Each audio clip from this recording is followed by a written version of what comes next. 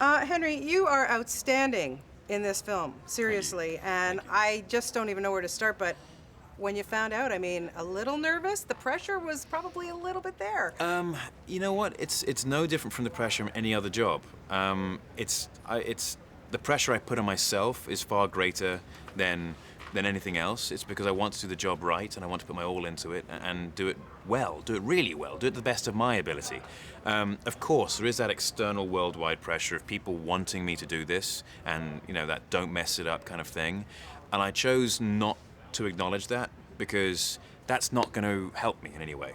It may even, in fact, negatively affect my performance. And so I chose to sort of put that to the back of my mind. I was very aware of its existence, but the pressure I put on myself was far more positive and would have a greater effect towards the positive on my performance. Yeah. Extremely rigorous, training. Of course, Yes. you had to bulk up and everything for that. But getting the emotional side, for me, that's what clinched this movie. The scenes that you had with Kevin Costner and Diane Lane, I still think about them and I get all teary-eyed. It was beyond amazing working with those guys and just getting the humanity out of Superman, because for me, really, that's what the Man of Steel is about. Yeah. What was that for you to get that balance? It wasn't about getting a balance. You see, it's going to be very easy to assume that some sort of balance needs to be made because it's a superhero. Oh, and there are emotions. It's a story. And as an actor, you're going to find in a story there's lots of emotions and you go through stuff, and it's a story first and there's an emotional being at the center of it first. He just happens to have these incredible abilities. And it's not about finding that kind of, oh, how do you balance the two? You don't balance the two. You be them both. And this is what makes this movie different, is that it's not just, oh yeah, okay, superhero, wow, that's cool. Look, superhero, save me, superhero. There's, oh, wait a second, a what? There's an alien here? And 33, okay, alien for 33 years, and we can't hurt him, you're telling me. I don't know how I feel about this. But then you have to ask how he feels about people saying that about him, when in fact, he's just trying to do the right thing all the time. Doesn't always achieve the right thing, but he tries, because the choices aren't obvious. Sure. I would think putting on that suit for the first time must have been, I don't know, scary, exhilarating. What was your feeling and seeing yourself in that for the first time? Well, we went through months of, putting the suit together and trying different materials and different sort of, styles and different lengths of cape, different sizes of S-shield, different S's. And when we finally had that finished thing and we put it on, I wasn't looking in the mirror or anything, put it on, turned around, saw myself. And there's something really special about this suit. It's not about the materials or the combination of stuff. It's two people cook you a meal, same ingredients, same kitchen, same pots and pans and everything. One of them tastes so much better.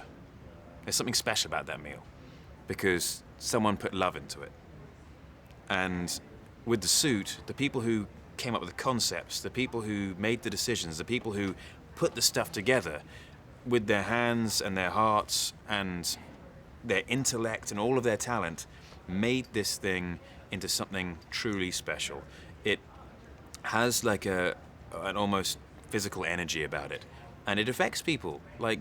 People will, stand straighter or go, oh, hey, man, when they see you in the suit, where you walk past them before, not in the suit, and they're just like, hey, it's something I can't quite put a word to. But come on, it's cool, Henry. And it's extremely cool. It really is. I mean, Yeah. Come on. What little boy didn't grow up, pretending to be Superman? Absolutely. Couldn't agree.